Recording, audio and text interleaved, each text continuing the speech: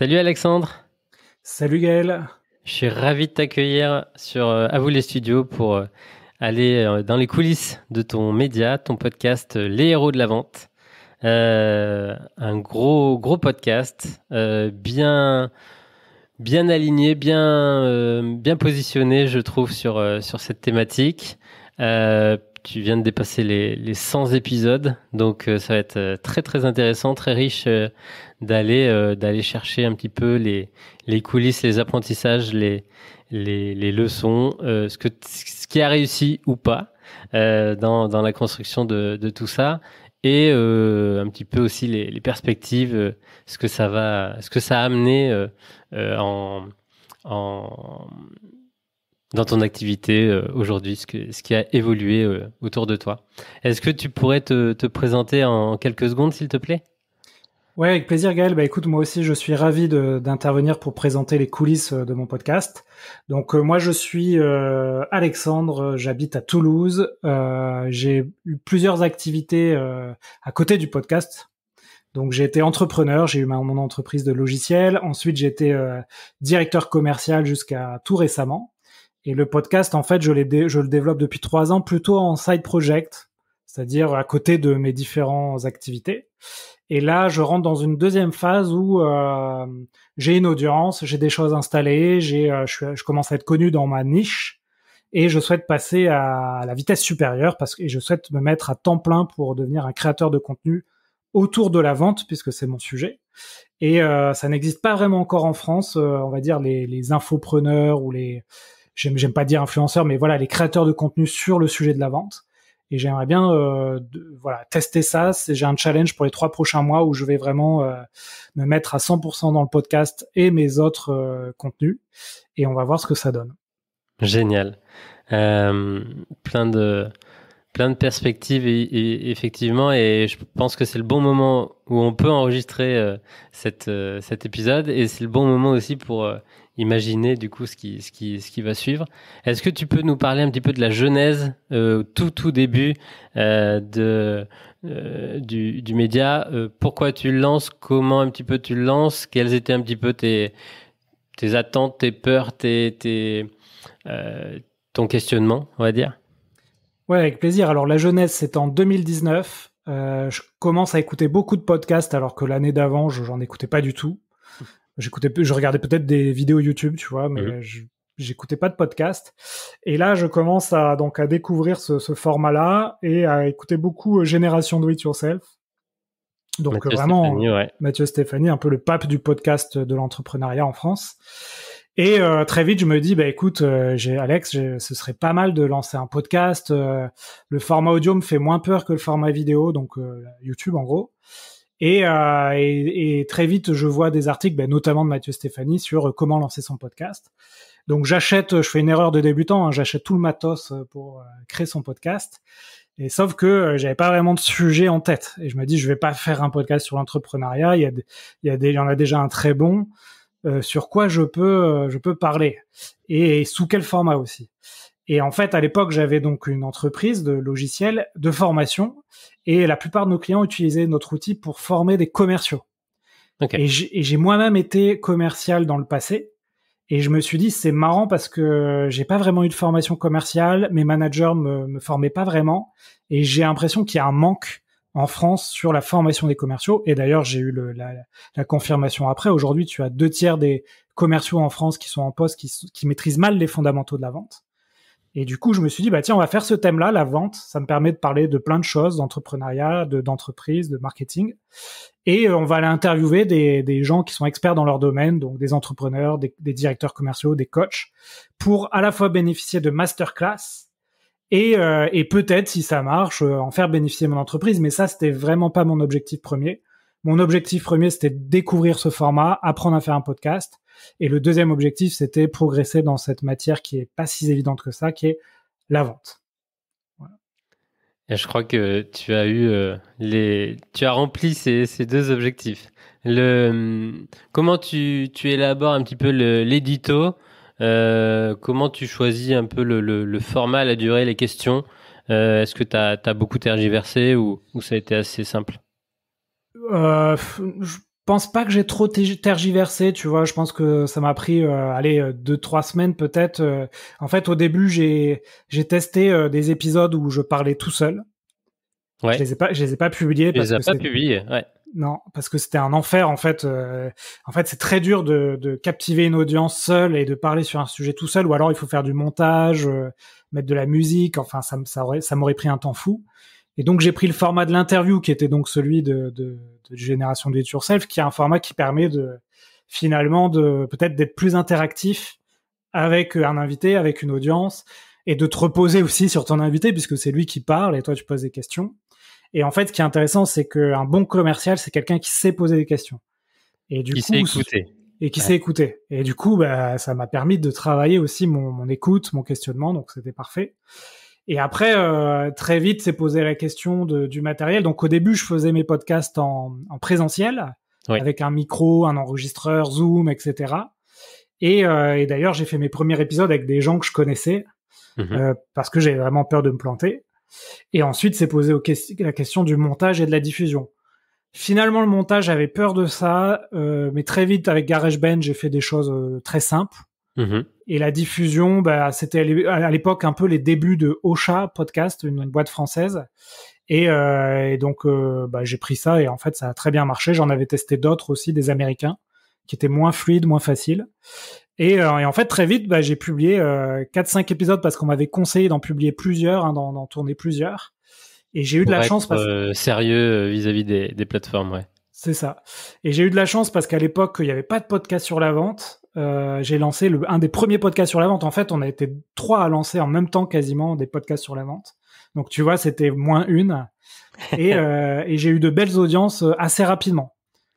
Ouais. Donc t'as été chercher quoi, les 1000 écoutes, Voilà, très rapidement, j'ai atteint 1000 écoutes par épisode. Okay. J'ai réussi, alors ça a été, je pense, un bon move, c'est d'inviter des gens, on va dire, assez connus dans le milieu de l'entrepreneuriat. Tu vois, dès le 7e épisode ou 9e épisode, j'ai invité Jean de la Roche-Brochard, à l'époque The Family et maintenant Kima. Et là, ça m'a augmenté les audiences encore à 2000, voire 3000 par épisode. Et donc, ça m'a permis de me motiver. Et j'ai appris par la suite que, en fait, tu as 90% des créateurs de podcasts qui arrêtent après 10 épisodes. Et dans les 10% qui restent, on a encore 90% qui arrêtent après 20 épisodes. Ouais. Tu vois, donc j'étais content parce que finalement, je me suis accroché. Et, tu as persévéré et tu as été chercher les 100 et c'est pas fini. Ouais, voilà, c'est pas fini. Et là, j'ai plein de projets. Alors, c'est sûr que tu as des cycles. T'as des cycles où tu es très motivé, d'autres cycles où c'est pas ta priorité. Donc, tu fais moins d'épisodes, t'en fais peut-être des moins bons aussi. J'ai eu un cycle comme ça en début d'année où j'avais pris un nouveau poste, j'avais plus beaucoup de temps pour moi et donc je continuais le podcast, mais tu vois, ça s'essoufflait un peu. Et là, je suis sur un nouveau cycle où j'ai vraiment envie de lancer plein de choses autour. Donc mon message c'est toujours la même chose, c'est persévérer et s'accrocher, quoi. Ouais, ça c'est partout pareil, c'est universel. Le rythme dès le début, c'est un épisode chaque semaine. Ouais, alors là aussi j'ai changé un peu plusieurs fois de format. Au début, je faisais un épisode tous les 10 jours. Après, j'ai eu une période où j'arrivais à publier un épisode par semaine. Et là, justement, cette dernière année, c'était plus un épisode toutes les 2 semaines, tous les 15 jours. C'est une question que je me pose souvent parce que tu vois, prenons Génération Do It Yourself, il publie énormément et du coup j'écoute moins son podcast parce qu'il y a trop d'épisodes en retard, j'arrive plus à suivre. Donc là-dessus, je pense que je vais rester entre 2 et 3 épisodes par mois et peut-être faire, ça c'est un conseil que tu m'as donné la semaine dernière, mais 2 épisodes interview et un épisode moins long où je donne des conseils sur des sujets que je commence à maîtriser. Mais voilà, j'ai testé le format un épisode par semaine, il faut le tenir, et puis il faut aussi réussir à tenir tes auditeurs, parce qu'ils peuvent aussi en avoir trop, quoi. C'est ça, c'est là où c'est intéressant de varier le format et la durée du format. Donc épisode court, épisode un peu plus long, parce que évidemment, c'est un peu comme écrire un livre, rien ne sert de juste le produire, l'écrire, l'enregistrer. Il faut aussi le valoriser, le diffuser, le promouvoir. Donc, c'est sûr que varier ces formats et ces durées, c'est intéressant pour toujours intéresser et en donner un petit peu pour chacun, varier les plaisirs pour l'audience. Est-ce que tu te rappelles à ce moment-là d'avoir fait des tests, je sais pas et d'avoir une stratégie qui a marché, qui n'a pas marché sur la publication, sur le jour de diffusion, est-ce que et quel réseau social tu as peut-être privilégié au début? Ouais, alors ça c'est une particularité, je pense, pour mon podcast, c'est que comme c'était un side project, Mhm. je voulais que ça reste, on va dire, artisanal. Et en fait, si tu veux, je comptais beaucoup sur le bouche à oreille, finalement, en fait, je postais mes posts sur LinkedIn. Mhm. Et j'ai pas vraiment beaucoup testé de levier pour augmenter les audiences. Et tu vois, je poussais même pas mes invités à partager le podcast sur leur audience à eux. Donc, j'ai pas testé grand chose. Et c'est pour ça que je pense que, tu vois, à un moment donné, bah, mes audiences, elles ont stagné. C'est-à-dire, je dépassais pas un certain nombre d'auditeurs par épisode. Et c'est aussi pour ça que je suis très motivé là par la nouvelle période qui s'annonce, parce que là, pour le coup, je vais tester pas mal de choses. J'ai plein d'idées et je vais relancer mes 107 invités justement pour leur dire, au fait, est-ce que tu peux me donner un coup de pouce et faire un post sur le podcast qu'on a enregistré. Tu vois, j'ai fait ça ce matin, j'ai repris tous les emails, ça m'a pris toute la matinée pour me faire une liste, un fichier Excel à avoir tous les gens à relancer. Voilà, après j'avais testé quelques petits trucs, mais je pense qu'il faut le faire à l'échelle. J'avais testé, tu vois, de mettre par exemple des passages audio sur Ouais. LinkedIn. Ça avait bien marché, mais ça prend trop de temps de couper un passage pour ensuite le mettre en forme. Voilà, faire des petites photos montées, etc. dans Canva. Pareil, je pense que le mieux est l'ennemi du bien. Il faut se concentrer sur ses forces. Donc moi, c'était d'interviewer des gens intéressants dans la vente et Mhm. d'arriver à tenir, d'être régulier, de tenir dans la longueur. Mes forces, c'était pas de faire du design, des canevas, etc. Donc, fallait pas que je perde trop de temps là-dessus non plus, tu vois. Ok. Et donc voilà, pour répondre à ta question, j'ai pas testé énormément de leviers de croissance. J'ai laissé l'organique faire, ce qui m'a amené à un certain point, mais là, j'atteins un plafond de verre. Mhm. Et là, effectivement, je vais tester d'autres choses. Donc, si tu veux, je pourrais t'en reparler dans Ok. 3 mois. Génial. À quel moment tu as mis en place, tu as lancé une newsletter du coup? Alors, c'était en 2000, je crois que c'était 2021, début 2021, pardon. Ok. Et alors, Un an après quoi. Un an après le ouais, début. Hein, une un an, bonne année. un an et demi après. Et le déclencheur de ça, bah, c'est tout simplement le roi de la newsletter monétisée en France, hein, c'est Yoann Lopez. Ouais. Donc en gros, 2021, ouais, c'est ça, on est en premier confinement. C'est ça, hein. Premier confinement 2020.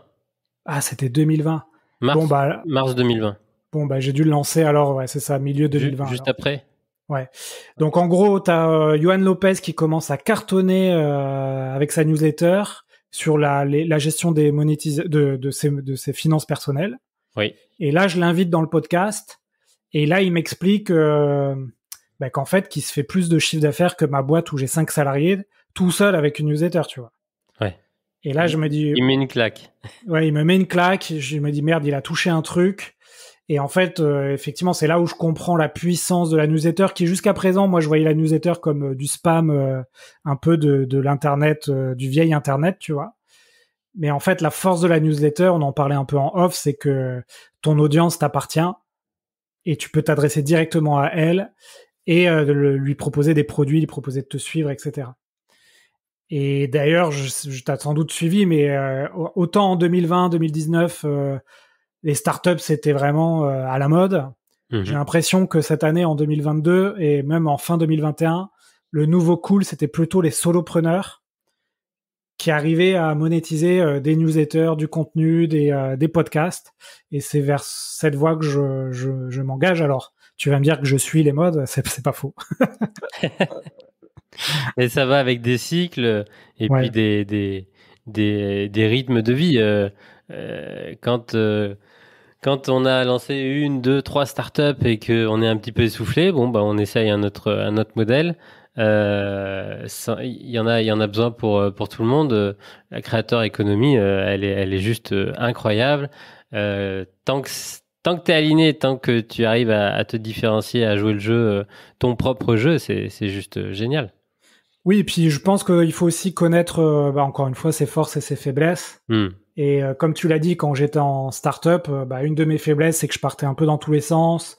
Je devais manager des gens et puis je faisais plein de projets à côté. Et en fait, je me suis rendu compte que pourquoi la créateur économie ça m'intéresse, c'est le fait parce que en fait j'aime bien créer, mais j'aime bien créer un peu dans tous les sens. Tu vois, je suis pas un esprit hyper rigoureux. J'aime bien faire plein de choses. Et ça me correspond plus, tu vois, d'être solo, de créer sous différents formats, d'être agile, plutôt que d'avoir un sujet pendant 5-10 ans, c'est-à-dire une start-up, et de manager des gens pour que ce sujet avance, tu vois. Peut-être que je vais recréer d'autres boîtes dans le futur, et je pense que ce sera le cas.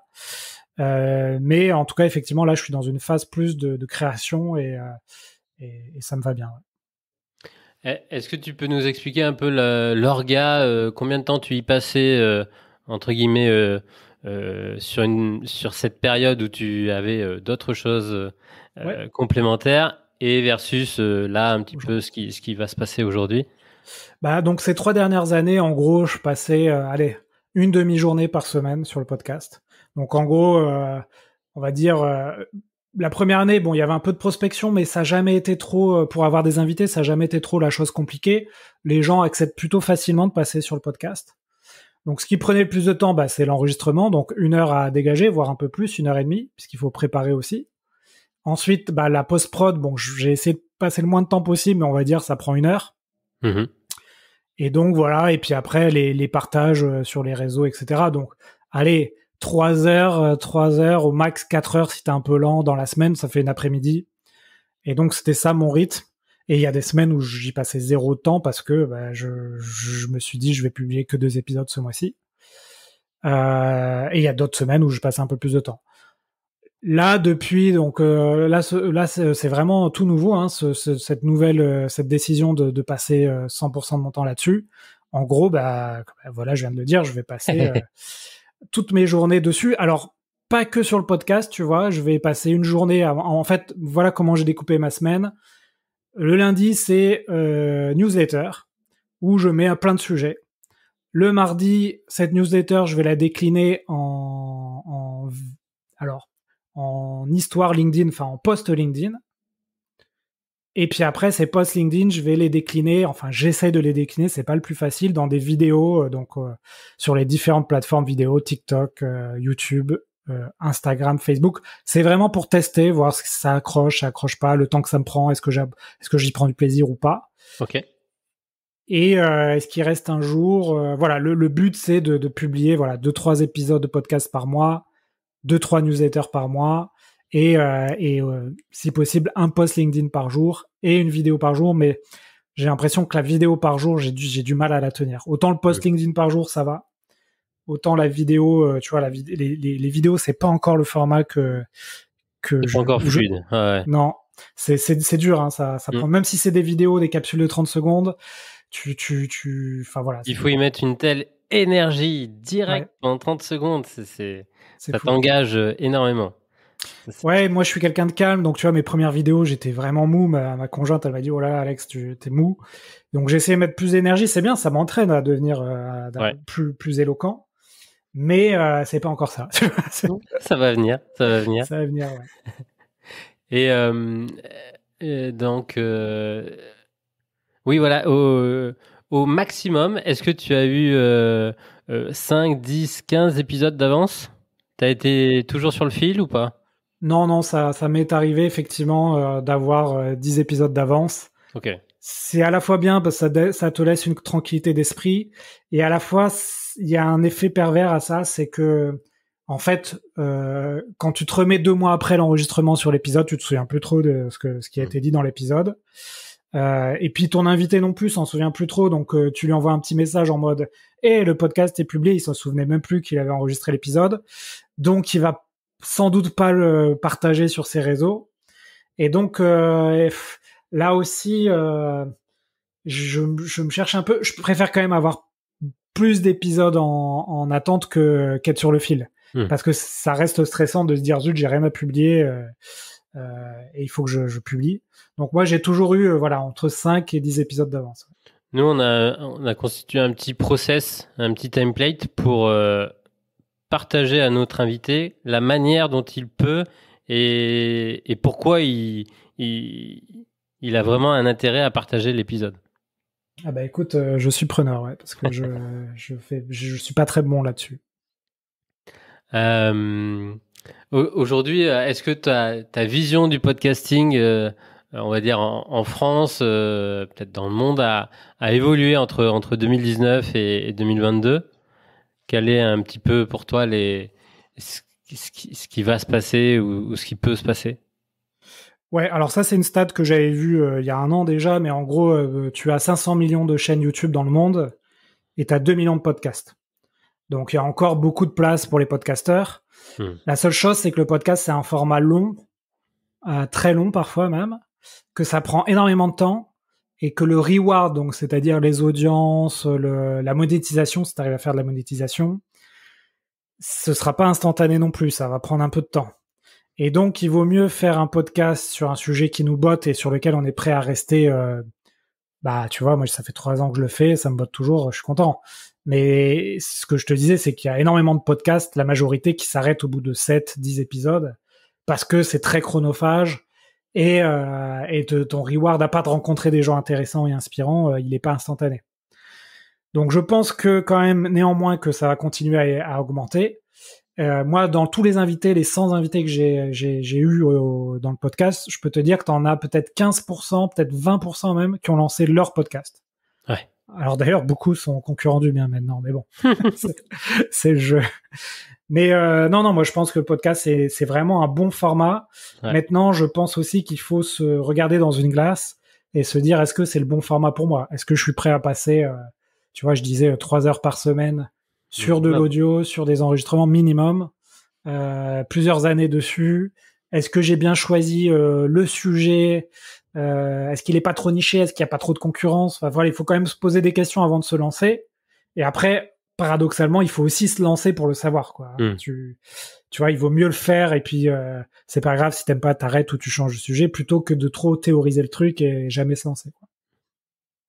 Et est-ce que tu penses que il y a de la place dans tous les sujets? Est-ce que il va y avoir des regroupements? Est-ce qu'il y a besoin d'outils? Est-ce qu'il y a besoin de je sais pas, fédération, de collectifs, ouais. De collectifs, d'experts, de consultants un petit peu à droite, à gauche, de nouveaux services autour de tout ça pour aller plus loin? Ouais, alors là, il y a plusieurs questions en une, hein, mais je vais essayer de prendre différents sujets. Mais par exemple, sur les outils, on en a parlé aussi un petit peu avant l'épisode, mais je crois beaucoup dans tous les outils Web3, où aujourd'hui, en fait, tu as beaucoup de gens qui font partie de la créateur économie, mais qui n'en retirent pas vraiment de revenus. C'est les plateformes, hein, les Facebook, TikTok, etc., qui retirent les revenus de la publicité.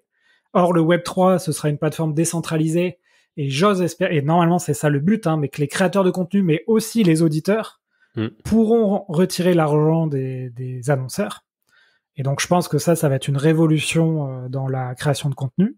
Et là, je pense qu'ils ont j'imagine que les GAFAM doivent réfléchir à ça, mais en tout cas, ça s'annonce assez excitant. Ensuite, donc tu m'avais dit les outils, les services ou les collectifs. Les services. Ouais, je pense que aujourd'hui le sujet du podcast, hein, ou de la création de contenu, c'est toujours la monétisation. Donc c'est sûr que si tu as un collectif, et d'ailleurs, tu vois, Mathieu Stéphanu a lancé Orso Media, qui permet en gros à des créateurs de podcasts d'aller chercher des sponsors avec une maison de prod. Donc ça, c'est une super initiative. J'espère qu'il y en aura d'autres.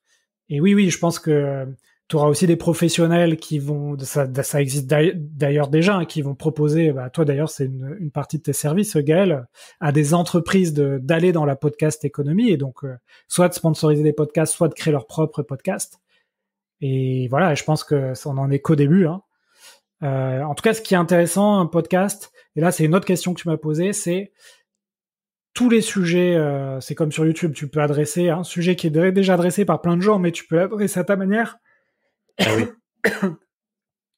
Et tous les sujets sont bons à prendre aujourd'hui. Et faut pas hésiter à se lancer. Alors forcément, si par exemple dans la vente, c'est un sujet qui est vachement traité, mais vous pouvez prendre, tu vois, la vente dans le B2B, la vente dans le domaine du logiciel. Vous pouvez nicher un peu plus le sujet pour avoir une audience qui est très ciblée. Voilà. Ouais. Ou dans le format, faire uniquement des tables rondes, uniquement des épisodes solo, uniquement sous le ton très, je sais pas, critique, débat, humoristique, léger, divertissement. Il y a vraiment énormément de possibilités. Ouais, je pense que ça dépend aussi de vos objectifs. Est-ce que vous voulez justement divertir?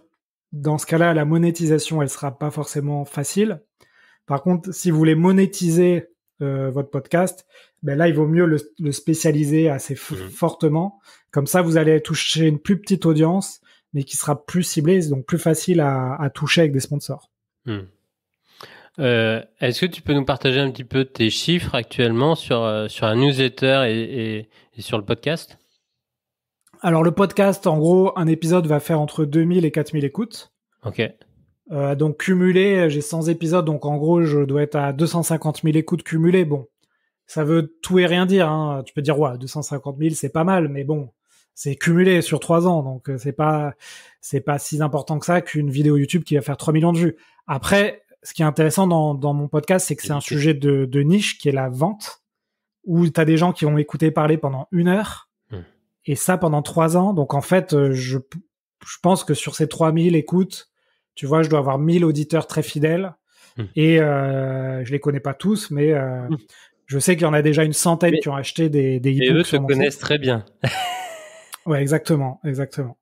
Et je commence à monétiser un peu tu vois, j'ai commencé à vendre des e-books sur la vente. Je pense que je vais créer des bootcamps aussi bientôt. Et puis j'ai réussi à sponsoriser là depuis 1 an le podcast. Donc ça y est, ça commence à se monétiser comme je le veux. Et après, sur la newsletter, pour l'instant, j'ai que 1800 abonnés. Et là aussi, je le faisais un peu en dilettante. Tu vois, des fois, je publiais 2 fois dans le mois. Des fois, je publiais pas du tout pendant 3 mois. Et donc là, ce que je vais faire, c'est que je vais être beaucoup plus régulier dans mes contenus. Et je vais aussi expliquer tout ça, pourquoi je vais être plus régulier, parce que je vais me mettre à 100%. Une newsletter, faut savoir que quand vous envoyez un mail, la statistique mondiale, c'est 17% de taux d'ouverture aujourd'hui. Et toi, tu es? Moi, je suis à 50%. Ouais. Tu vois. Mais en sachant que voilà, si vous êtes à 40%, c'est très bien. Si vous êtes à 30%, c'est bien. Si vous êtes à 20%, vous êtes dans la moyenne. Il faut essayer d'augmenter ce taux-là, quoi. Ok, donc toi, tu es très très bien positionné. Elle est attendue, quoi. Ceux qui se sont inscrits, j'en fais partie, ont bien validé le fait que c'était intéressant de lire jusqu'au bout et de ne pas la louper, quoi. Ouais, et ce que j'aurais pas dû faire, c'est que j'ai dû mettre, tu vois, une 100, 200 contacts de ma boîte, de mon ancienne boîte, qui étaient dans mes prospects. Je l'ai mis dans ma newsletter parce que je me suis dit, cette newsletter, c'est aussi pour parler à mes prospects de boîte. Et là, c'était un peu pirate parce que ça a augmenté un peu mes audiences, mais je pense que ça a diminué mon taux d'ouverture puisque c'est des gens qui n'avaient pas opt-in de par eux-mêmes, quoi. Mais bon, certains sont contents, quoi. Peut-être qu'il fallait le différencier, faire une campagne d'un côté avec celle-ci pour pas potentiellement être pénalisé par tous les logistiques, tous les serveurs, tous les trucs comme ça. Ouais, ok. Est-ce que aujourd'hui tu as des doutes, des peurs, des blocages sur justement là le nouveau palier, le nouvelle étape qui est devant toi? Alors, moi, je suis quelqu'un d'assez positif. Hein. Je vois toujours le positif, même si tu entre guillemets échoues quelque chose. Là, je me suis donné 3 mois. On va dire la peur que j'ai, c'est au bout de ces 3 mois que rien n'ait bougé. C'est-à-dire que j'ai les mêmes audiences sur le podcast, sur la newsletter, et que finalement tous les vidéos, le contenu vidéo et LinkedIn que j'ai fait, ça m'a pas apporté grand-chose. C'est un risque. C'est un risque. Je me dis, c'est quand même peu probable. 3 mois, oui. Tous les jours sur 3 mois. Ouais, voilà. Si je suis régulier, si je fais attention à la qualité de contenu, normalement, je vais progresser aussi. Les gens vont voir mon nom, ma tête un peu partout. Ça devrait mordre. Alors, je sais pas encore quel réseau va mordre. Et si c'est pas le cas, il va falloir en tout cas, il faut que je fasse des points réguliers, tu vois, tous les mois, je pense, faire des bilans de parcours et me dire est-ce que je suis dans la bonne tendance ou pas. Et peut-être changer des choses, tu vois. Par exemple, je teste un truc sur TikTok depuis une semaine là, c'est que toutes mes vidéos, je les mets en noir et blanc. Pourquoi ? Parce que je cherchais un truc un peu différenciant et je me suis dit allez, mettons les vidéos en noir et blanc. Bah, si dans 1 mois et demi, j'ai pas une vidéo qui a popé, je vais peut-être me dire bon, arrête le noir et blanc, fais de la couleur maintenant, c'est bon, ça a pas l'air de coller. Tu vois, je pense que c'est bien d'être dans la quantité, c'est comme ça que tu progresses. Et mais à un moment donné, faire attention aussi à la data et voir si ça augmente un peu, si ça progresse. Si ça progresse pas, il faut changer absolument des choses. Donc on va analyser tout ça, ouais. Ouais, c'est ça ma crainte première. Et puis surtout ne pas tout changer en même temps pour bien être bien pouvoir analyser que cette data elle est de la valeur, quoi. Ouais, c'est ça. Là, je vais tester un truc. Je vais tester une campagne d'influence LinkedIn. Donc, je sais pas si tu avais suivi en début d'année la campagne d'influence de Trade Republic. Oui. En gros, tu avais plein de gens sur LinkedIn qui parlaient de Trade Republic. Et donc ça, c'était mené par un cabinet d'influence, de post LinkedIn, etc. Et là, en fait, ce que je vais faire, c'est que comme je te l'ai dit, je vais contacter tous mes invités, les 100 invités, et je vais leur demander de poster un post LinkedIn. J'espère que tu en as au moins la moitié, donc une cinquantaine qui va jouer le jeu. Et normalement, tu vois, 50 plus leur audience multipliée, tu devrais avoir un certain nombre de gens qui voient quelque chose sur les héros de la vente.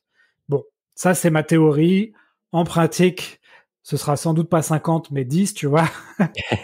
Mais si dans les 10, tu as les 10 personnes les plus connues du réseau LinkedIn, c'est la loi de Pareto. Voilà, exactement. 20% de mes contacts m'ont réalisé 80% de... Nous, on organise la même chose sur les podcasts. L'idée, c'est que tu sois partout, qu'on t'entende partout, sur toutes les facettes de ton parcours, de ton activité, sur 10, 15, 20 podcasts dans l'année, quoi.